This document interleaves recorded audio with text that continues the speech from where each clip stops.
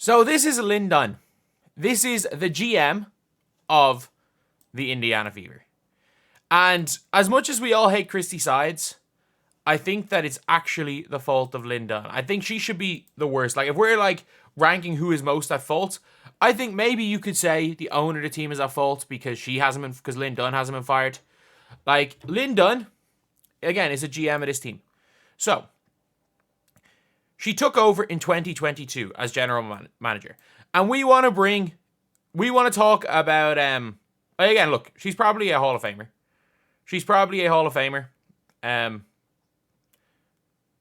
So, like, unbelievable career, but she's 80 years old.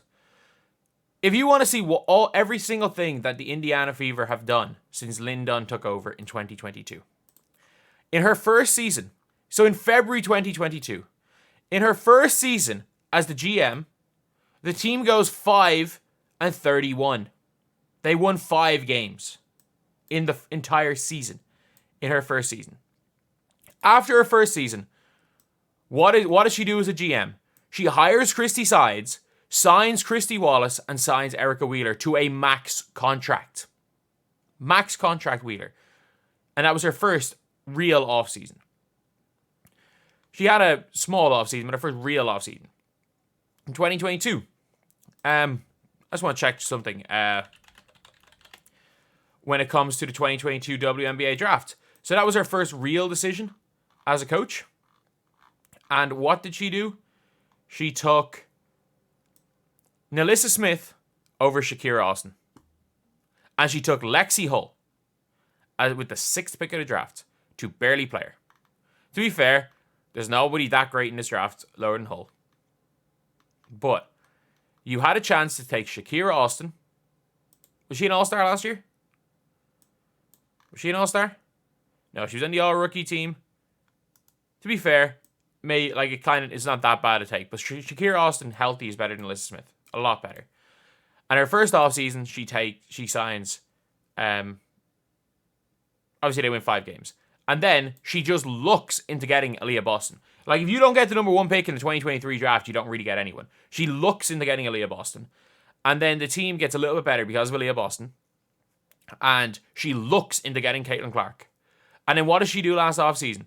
She waives Victoria Vivians, who would actually be a better fit for this team than Katie Lou Samuelson. And then gives Katie Lou Samuelson a max contract right after having a kid. When Katie Lou Samuelson had only averaged, the most in her career was 9 points a game or something? That was her career high. Her career average is at like 6 points a game. You gave her a near max contract. And now, Lin Dunn has come out. I don't like this being like, praying she gets replaced by Lisa Bluter. Need a different coach, making coaches' decisions. Probably bet Mystics at the line. Christie Sides never been a head coach and it shows, not even at the high school level. She doesn't know her way around basketball, how to get a job. And it's like, basically talking about largely unfair. Are you watching these games? She throws her players under the bus. This is not largely unfair. It is not largely unfair. But Lin Dunn herself was asked about this, and she said, it's time to give her some grace and let her grow as a young coach.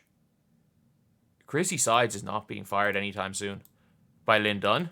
So I think, genuinely, if you are the owner of the Indiana Fever, she needs to be fired. She needs to be fired. Like, one of the things that really impressed me was we were given a very difficult and brutal schedule early on. They were 1-8. It doesn't matter about the schedule. They were still 1-8. Like, regardless of the schedule. It justifies it. It's not impressive to be 1-8 at any stage.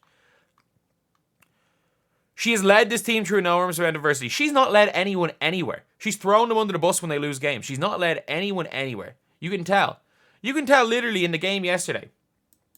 Like, Caitlin Clark literally, I keep saying we're literally, but Caitlin Clark waved her off. Or she tried to run a play. Caitlin Clark had 7 assists in 7 minutes. Tried to call a pick and roll. And Christie Sides was like, no.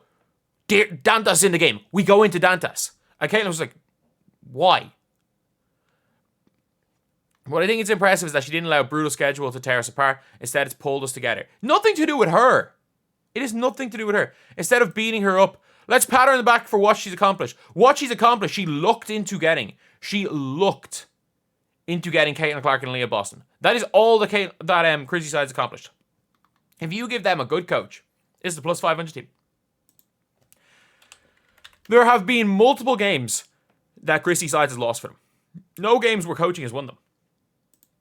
Like, look, this team is 10 and 14. They're 10 and 14 right now. They should be 12 and 12. There's no excuse for them to not be 12 and 12. A competent coach is 12 and 12. A good coach is 13 and 11. Or is 13 and 11 or 14 and 10 with this team. A good coach has these comfortably in the 6th seed. A competent coach has them at 500. Christie Sides has them 2 games below 500. 4 games below 500. What am I talking about? But yeah. It's awful. Like, now we're in a position where if we get healthy and stay healthy, we'll challenge for a playoff spot. By default, you'll challenge for a playoff spot. There are 3 teams tanking, and the Atlanta Dream are 1-9 in their last 10 games because they're crippled too. The Atlanta Dream don't have Jordan Canada or, what's her name? They don't have Jordan Canada or Ryan Howard. They don't have their 2 best perimeter players. Their best player is a near 36-year-old Tina Charles. Like, come on. We'll be challenging for the playoffs. If you don't make the playoffs, like, how do you expect not to make the playoffs? Look, the teams that haven't made the playoffs, the Mystics are the best team that aren't going to make the playoffs. They're 5-5 in their last 10 games. But the Atlanta Dream, 1-9 in their last 10. The Sparks, 1-9 in their last 10. The Dallas Wings, 2-8 in their last 10. Making a playoffs in a league where you can be 4 games below 500 and still comfortably make the playoffs. It's not an achievement. Not when you have Caitlin Clark and Leah Boston. That's not an achievement. Just because this team has been completely incompetent for the last however many years doesn't mean that you should you should be cool with mediocrity. Like, I'm telling you, if Christie Sides has not been fired by the time this video is out, Lin Dunn needs to be fired. And if Lin Dunn's not fired, the owner needs to be forced to sell the team. I'm being dead serious with that. That's not a joke. If Lin Dunn is not fired, if Christie Sides is not fired, the coach needs to be forced, or the owner needs to be forced to sell the team, because he clearly is completely neglecting it.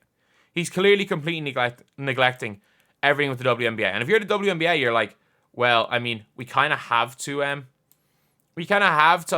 take advantage of this growth. And we've sent Caitlin Clark, the biggest draw the sport has ever seen, to a team and a GM that does not care about the sport of basketball. It does not care about the WNBA team. And does not care about anything that's going on. They're just getting in those checks. There's a reason why there were 3,000 fans at games last year, and now it's 17,000 fans. It's not because of her GM. It's not her GMing. It's not because of her sabotage. It is because of this girl right here. This girl right here is the only reason. And Lin Dunn is trying to make sure. Again, Lin Dunn at the start of the year was like, no, she's a shooting guard. She's a shooting guard. It's like, she's a terrible shooting guard. She's a point guard. She's the best point guard in the league. But no, Lin Dunn, she's a shooting guard. Oh, it's a joke.